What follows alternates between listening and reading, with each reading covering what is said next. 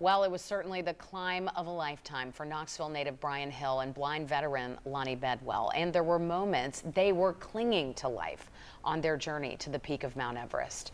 It was so hard, it was emotional, but they did it. And it's something they will never forget and never do again. He is on a different rope than you are, yeah. A trip to the world's highest peak is filled with the highest highs. It's pretty amazing.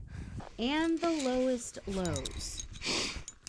This year has been the deadliest on record for Everest climbers. In a few cases, we literally were walking past these people and, knowing that there's nothing that you can do to help them. Mm-hmm. Absolutely nothing that you can do. The conditions were so rough. Extreme cold, well below zero. Gusting winds, falling ice, low oxygen levels due to elevation. Standing up tall, huh? You'd want to bump it up to like 3 liters per minute or so, 4 liters per minute. But if you do that, you're not going to have enough oxygen to make it to the summit. But through it all, Bryan Hill and Lonnie Bedwell, a blind veteran, had to keep going. It takes most people 25 hours of climbing from base camp to the peak. It took them 45 hours due to Lonnie's disability.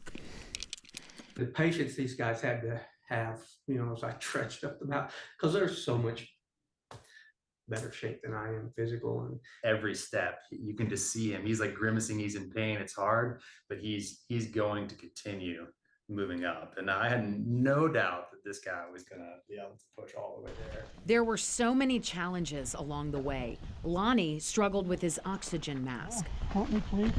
Bryan lost 24 pounds and suffered frostbite on his toe. Took off my sock and the doctor immediately said, yeah, that's probably going to have to go. And I was like, what? No, But nothing could stop them. Got a guy sitting here beside me that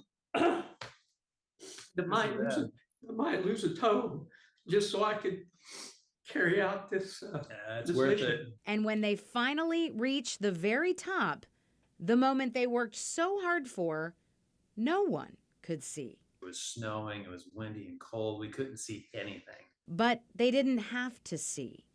It was about so much more. We physically will lead him along, but just seeing how much he cares about what he's doing and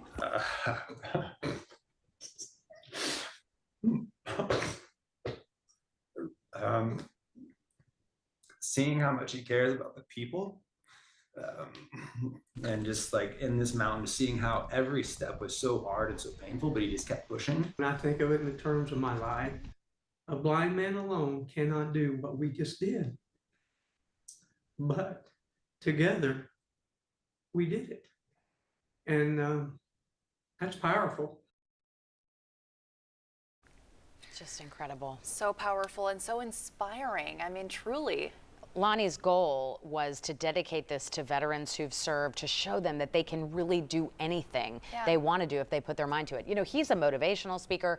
He's kayaked the length of the Grand Canyon. I mean, the guy's incredible. Right. And he's only one of 4, I think he was number 4 on the list of blind men to complete Everest. Wow. I think there was a 5th actually who came up just after them, and they're not sure if he finished or how it went. How incredible. 4 blind men, he's the 4th. Amazing. Big mission, and they did it.